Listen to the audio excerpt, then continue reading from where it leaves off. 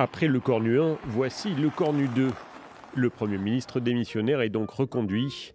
L'Élysée l'a annoncé dans la soirée dans un communiqué, le chargeant de former un gouvernement. Et le plus bref ministre de la Ve République a accepté de remettre le couvert. J'accepte par devoir la mission qui m'est confiée par le président de la République de tout faire pour donner un budget à la France pour la fin de l'année et de répondre aux problèmes de la vie quotidienne de nos compatriotes. Dans son message, Sébastien Lecornu dit vouloir mettre fin à la crise politique et fixe 4 mots d'ordre à son futur gouvernement. Les dossiers évoqués avec les partis politiques et syndicats seront ouverts au débat parlementaire. Priorité sera donnée au rétablissement des comptes publics. L'équipe gouvernementale devra être déconnectée d'ambition présidentielle et incarnera le renouvellement. Cette nomination intervient après une semaine d'intenses tractations et surtout après la démission surprise de Sébastien Lecornu lundi, suite à des divergences au sein de son gouvernement. Emmanuel Macron lui avait confié la mission de trouver des compromis et c'est le président lui-même qui a mené à l'Élysée d'ultimes consultations avec les partis politiques hors RN et LFI vendredi.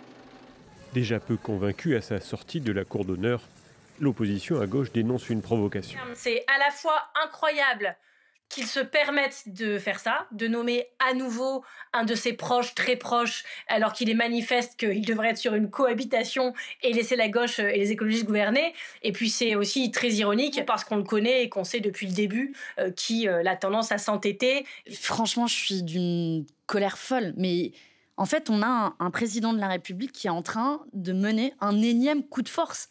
C'est pas seulement une provocation, la nomination de Sébastien Lecornu comme Premier ministre.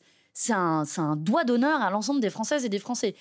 Le Rassemblement national appelle également à la censure, Jordan Bardella évoquant une mauvaise plaisanterie et une humiliation pour les Français. Côté PS, les socialistes ne censurent pas automatiquement, mais le feront si la réforme des retraites n'est pas immédiatement et complètement suspendue. Mais à ce stade, je ne peux pas vous répondre. On n'a jamais été dans la logique de censurer a priori.